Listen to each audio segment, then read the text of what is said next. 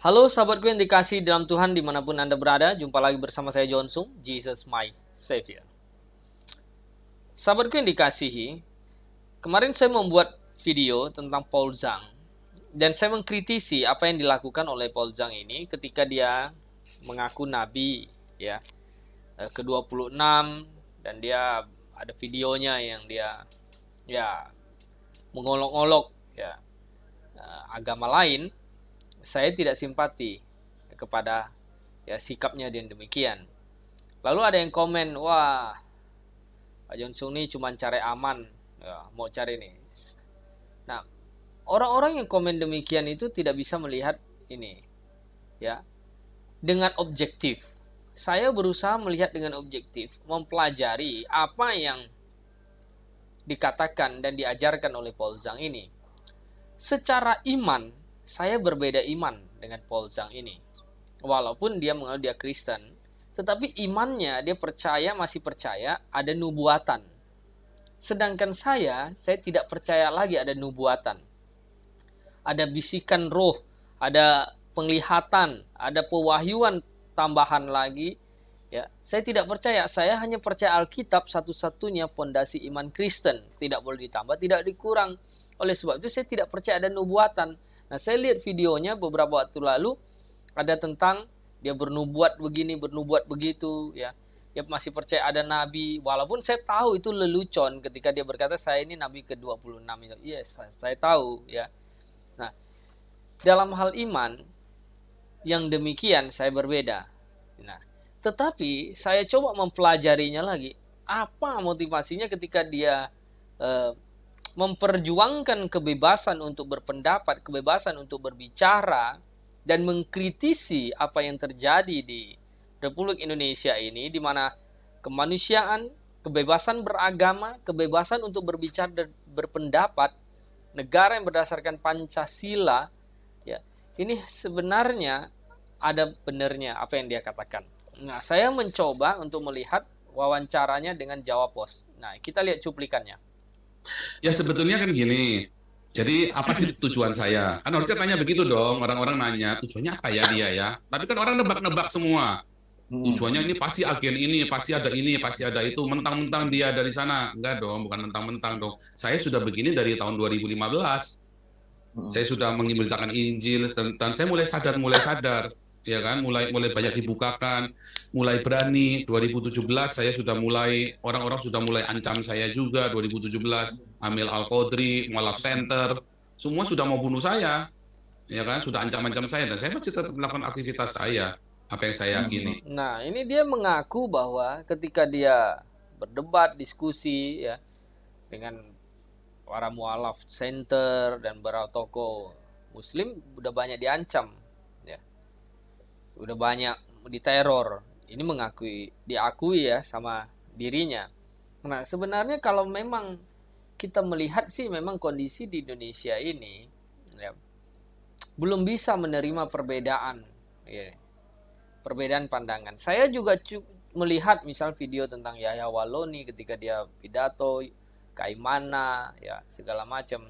Dan saya ada mereview video mereka. Mereka menyerang-nyerang kekristenan, mengolok-olok, ya, bilang di salib ada jin lah, apalah segala macam lah, ya. Orang Kristen itu tidak marah gitu loh. Kalau saya sih mau dibilang Yesus itu, ya, seperti apakah menjelajahkan, itu tidak mempengaruhi iman saya gitu loh.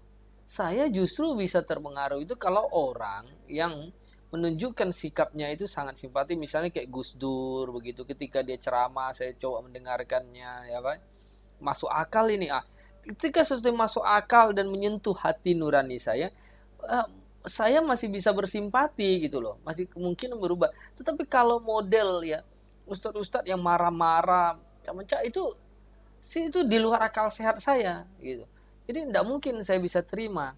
Nah, ketika di Indonesia, ya, kebebasan berbicara itu dibungkam, ya, perbedaan pandangan itu dianggap sebuah penistaan agama, perbedaan keyakinan, sedangkan dari pihak sana boleh seenaknya juga dia menghina-hina agama Kristen, dan tidak ada juga orang Kristen yang marah lalu mencap-mencap mau bunuh-bunuh meneror. Mengapa? Karena di Kristen itu mengajarkan kasih. Kasihilah musuhmu, berdoalah bagi mereka yang menganiaya kamu. Gitu loh. Kita tidak pernah diperintahkan untuk pergi bunuh orang atau pergi jihad. Nah, itu perbedaannya. Nah, ini mungkin yang melatar belakangi ya. Paul Zhang ini dia merasa gregetan dengan kondisi di Indonesia ya. Nah, coba kita lihat lagi. Nah, sekarang saya ada di Eropa, Pak, di bawah kebebasan berbicara yang dilindungi oleh undang-undang Eropa. Iya, saya paham, Pak. Saya senang sekali, saya langsung teriak sekeras-kerasnya apa yang ada di hati saya yang dari kecil. Saya dari kecil, Pak, saya dikeroyok, Pak. Saya dikeroyok sama orang-orang kampung itu, Cina kau! Wah, dihajar, Pak, saya, Pak. Wah, ayah saya selalu bilang apa? Nah, berarti dari kecil ini dia sudah dibully, gitu loh. Dengan orang-orang, ya, memakai kekerasan dari Cina, dimusuhi Cinamu. Nah, sebenarnya ya hal demikian itu juga terjadi gitu loh. Bukan cuma kepada Paul Zhang, tapi kepada banyak orang-orang Tionghoa lainnya. Sedikit sih Cina tidak tahu salahnya di mana dimusuhin. Tidak tahu saya sebenarnya sentimen apa yang dibangun ya oleh sekelompok besar ya. Orang-orang bisa membenci Cina, apa salahnya gitu loh. Nah, ini yang dialami dia. Ini kita lihat, kita dengarkan curahan hatinya. Gitu ya. Nah, dan segi ini saya setuju, karena saya masih kecil pun saya pernah jualan, menenteng kue, ya berjalan-jalan, kemudian ya diambil kuenya, tidak dibayar. Itu biasa gitu loh. Tapi kita tidak ada rasa harus dendam, harus membalasnya. Tidak. Karena kita tahu bahwa kita pun tak berdaya di negeri, ya, yang kita ini sebagai minoritas gitu loh. Apa yang mau kita lawan? Kita hanya bisa berdoa. Kita hanya bisa menyampaikan keluh kesah kita kepada Tuhan yang Maha Kuasa. Kiranya Tuhan yang Maha Kuasa itu bertindak atas negara ini gitu loh. Nah, coba kita dengarkan lagi. Jangan dilawan ya. Nanti kita semua ribut. Jangan dilawan ya. Tapi apakah saya benci? Enggak. Dulu saya berkelahi, Pak. Saya lawan, saya diem-diem, Pak. Ribut, Pak. Orang rumah saya disantri satu kampung, Pak, datengin rumah saya, Pak. Satu kampung datengin. Wah, tapi kan ayah saya orang yang punya hati bapak yang baik ya. Jadi bilang, wah dia pasang badan waktu itu hampir dia dibunuh sama orang kampung itu kan. Nah, makanya ini kasus ini kan saya pernah dengar juga ketika dulu ya almarhum Anton Medan itu dia bilang waktu umur 9 tahun atau 11 tahun ya dia bilang ya dia kerja ya cuci di terminal gitu loh, dia bilang Cina loh, dia mau bunuh itu orang gitu loh, karena dia merasa ini ada masalah apa gitu loh, saya tidak berbuat jahat kepadamu, kenapa kamu membuli saya, menindas saya dengan atas dasar ras saya bukan warga negara Cina, saya ini Tionghoa ya, itu beda loh. Ke Cina itu adalah orang yang tinggal warga negaranya di Cina sana, di Tiongkok sana. Nah, saya ini lahir, nenek moyang udah lahir di Indonesia. Saya juga tidak pernah minta saya mau dilahirkan dari punya mata sipit, punya kulit putih atau sawo matang. Saya tidak pernah minta, udah dilahirkan begini, kenapa saya harus menjadi ini penghinaan gitu loh. Nah, ini sendiri saya sangat sanggup ya menyadari hal itu karena saya juga pernah mengalaminya seperti Paul Zhang. Oke? SMP saya sama, Pak. Itu meninggalkan bekas. Oh enggak, saya hanya cerita. Saya cerita, bekas enggak. Waktu SMP juga sama. Nah, tapi waktu SMP saya lebih banyak diapa? Saya diem. Cina kau. Nah, sekali waktu saya nggak sabar, dikeroyok Pak saya, kembali dikeroyok lagi. Tapi nggak apa-apa. SMP kelas 3, saya sadar, saya terima Tuhan Yesus, saya lahir baru, terus saya mulai ngerti, mereka begitu karena mereka punya kemarahan juga. Wah, benar juga. Jadi saya yang harus injili mereka. Saya injili mereka, beberapa saya bawa ke Tuhan Yesus, Pak. Ya, saya ajak. Dan jadi di anggota persekutuan kami, persekutuan pelajar dulu. Kita ada persekutuan pelajar yang cukup ini ya, dari 7 orang, jadi 12 orang, jadi 50 orang, jadi 300 orang, terakhir jadi 500 orang. Yang senang juga gereja-gereja juga yang marah-marahin saya nginjil-nginjil itu kan. Saya dulu penginjilan di jalan dari SMP, Pak. Di jalan maksudnya penginjilan teman-teman. Door to door. Di jalan saya teriak-teriak, bertobatlah di terminal bis, Pak. Oh Saya gitu Pak. teriak, iya masuk. Wah mau digambarin orang tuh Pak. Cuma kan dulu saya masih lugu, nggak ngerti gimana cara menginjil kan. Nah, ini saya salut semangatnya ini Polzang ini ya, jalan door to door, dan saya mengalaminya juga. Saya melakukan itu juga dari sejak umur 19 tahun, bisa bangun subuh-subuh kita lempar traktat, kita letak traktat, buletin-buletin ke toko-toko itu dengan teman saya. Saya melakukannya juga seperti ini ya. Sampai hari ini saya tetap ya konsisten kita memberitakan Injil, tidak pernah ini kita ada dendam, ada membenci. Nah, sahabatku dimanapun Anda berada, kalau kita lihat sampai akhir ini ya, videonya ini ya, bagaimana dia mengkritisi pemerintahan ya Indonesia, bangsa Indonesia yang tidak adil ya, ini ada masuk akalnya gitu loh. Maka dia pindah ke negara lain, ada kebebasan berbicara, ada kebebasan untuk berpendapat, mengutarakan isi hatinya ya. Itu di sana tidak ada masalah gitu loh. Tidak ada masalah. Masa kita tidak boleh mengutarakan isi hati kita? Toh kita tidak menyakiti orang lain. Ini iman saya, ini ya apa yang saya tahu. Ya kalau saya salah ya dikasih tahu, dikoreksi di mana salahnya. Ya. Jangan pula meneror-neror, mengintimidasi. Nah, di Indonesia ini sulit untuk mencari ya, menghargai toleransi ya, orang lain, antara satu agama dengan agama lain. Nah, disinilah paham radikalisme ini akan menjalar di Indonesia ini. Ini yang perlu di ini. Ya, kalau semua orang Kristen, semua orang Muslim itu gayanya seperti Gus Dur, ya, orang-orang NU, wah itu damai Indonesia, benar-benar damai Indonesia. Ya, sangat mengerti gitu.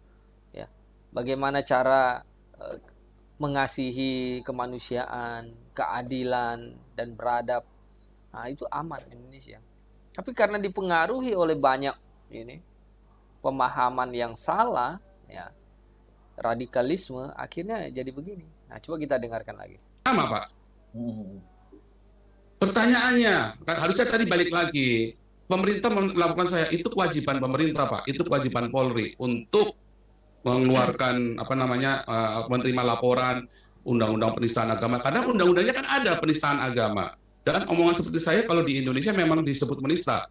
Sama seperti Yahya Waloni, Abdul Somad, Tengku Zulkarnain, Haikal Hasan, sama dengan Habib Rizik, sama dengan Stephen Indra Wibowo, Irina Handono, Hari Christian, sama Pak Moko Ginta almarhum, sama Pak yang saya omongkan, YouTubers lain banyak yang lebih ngeri dari saya Pak. Mereka semua berkeliaran. Ya kan? Jadi undang-undang penistaan agama ini buat siapa? Buat kami minoritas atau buat kita semua? Kemarin Pak Jenderal Junias Tobing dia cerita kuliah kebangsaan, ya kan? Beliau yang kasih judul sendiri, ya kan? Siapakah kita? Karena di Indonesia sekarang ada kami dan kita, Pak. Siapakah kami? Siapakah kita? Oh, berarti kalau bukan kami, outsider. Kamu bukan kami. Wah, ini bahaya sekali. Itulah perpecahan, Pak. Orang-orang yang bikin kami itu. Itulah yang namanya anti Pancasila. Saya Pancasila sejati, Pak. Lihat ya, YouTuber semana di Indonesia, sekalipun di Indonesia Regar, yang bikin kuliah Pancasila tiap seminggu sekali. Cuman saya, Pak, tak tongkrongin. Dapat duit nggak? Enggak, Pak. Kira enak kuliah Pancasila. Pak, mohon maaf ya, Pak. Tapi kenapa Bapak melepaskan warga negara Indonesia kalau Bapak mengaku Pancasilais? Kalau saya tidak lepaskan, saya ditangkap dong, Pak, dipulangin. Gimana, Bapak? Itu namanya berhikmat, Pak. Saya harus korbankan, nggak ketemu. Pak, kalau orang tua saya mati sekarang, Pak, saya nggak boleh pulang, Pak. Bukankah itu pengorbanan saya, Pak? Sekalipun mungkin Indonesia akan memaafkan saya, ya kan? Udah diampuni hukumnya. Tetapi saya, sekalipun orang tua saya meninggal, saya kan nggak bisa pulang. Begitu saya pulang, selesai semua. Sekalipun pemerintah pun bisa mengeluarkan, belum tentu orang Islam yang cetek-cetek ini ilmunya bisa memaafkan saya, toh. Nah, jadi justru itu pertanyaan saya, Pak, kepada saya menggugat Indonesia dan Pancasila.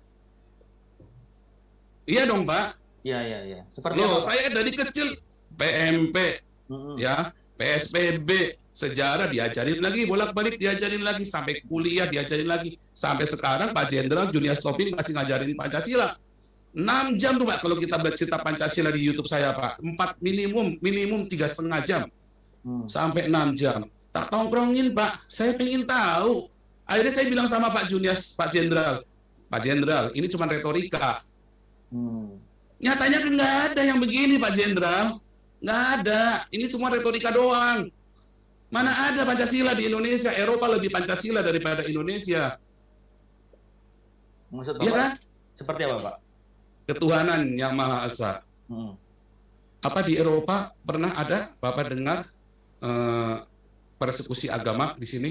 Justru orang-orang yang dipersekusi agama larinya ke sini. Orang-orang dari Timur Tengah, Muslim-Muslim semua, apa di sini dilakukan anarkis? Hampir tidak ada. 1-2 itu oknum yang benar-benar sedikit sekali.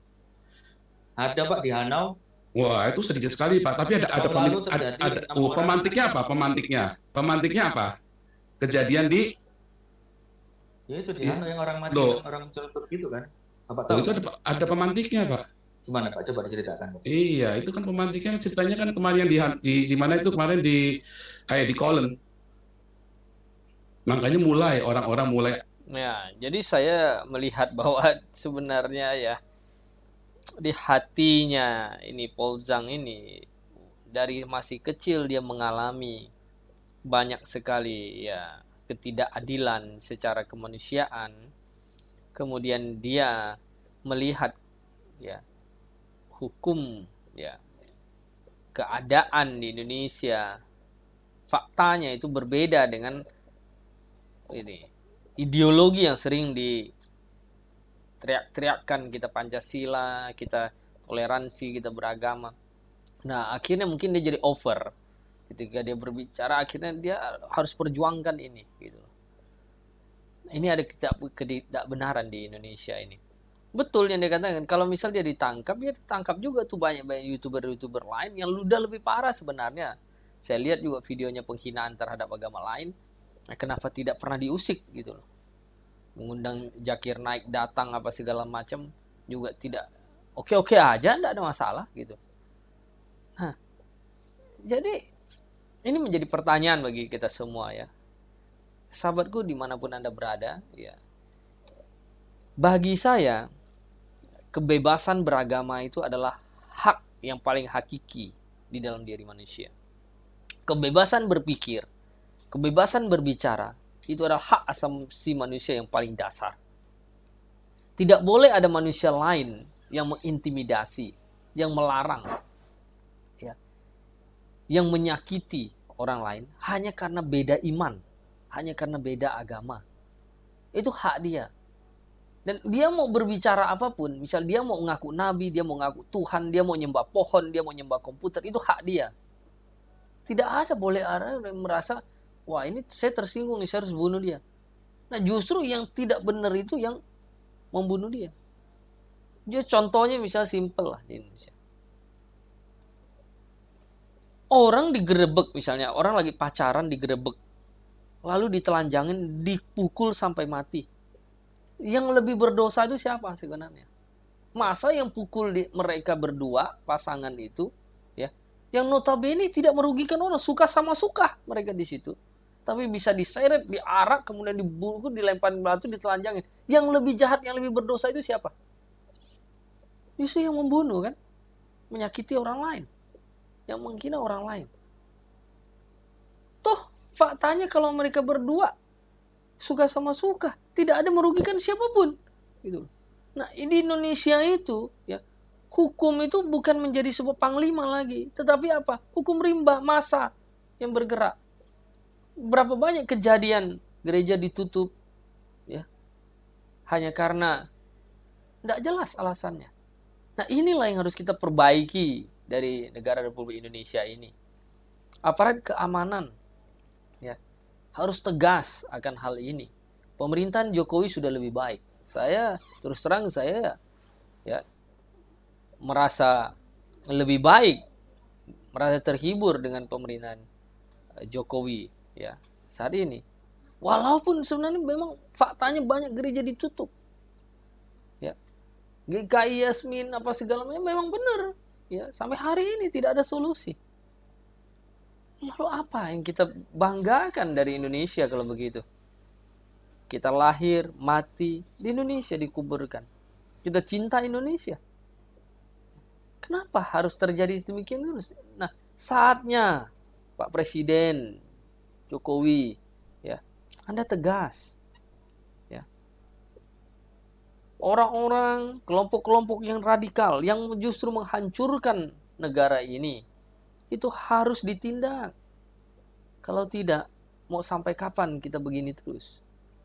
Ya, saya tidak membela Oljang di dalam hal dia memang yang mengolok-olok agama lain. Bukan, hal itu ya salah. Itu memang ada hukumnya. Silakan proses dengan hukum yang berlaku.